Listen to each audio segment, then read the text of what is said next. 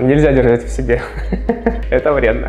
Можно ли высморкать имплантат через нос? Давайте разберемся. Обычно такой вопрос возникает, если имплантаты устанавливаются в боковых отделах верхней челюсти, там, где рядом находится гайморова пазуха.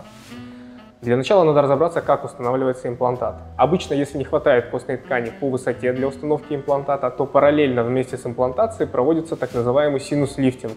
Это вид костной пластики, когда наращивается объем костной ткани по высоте за счет приподнятия дна гайморовой пазухи. Так вот, имплантат не может вылететь через нос при чихании, например, но он может сместиться или изменить свое положение, улетев в гайморовую пазуху во время заживления и приживления послеоперационной области при несоблюдении рекомендаций врача. Чихать в течение месяца нельзя. Точнее, можно, но с открытым ртом.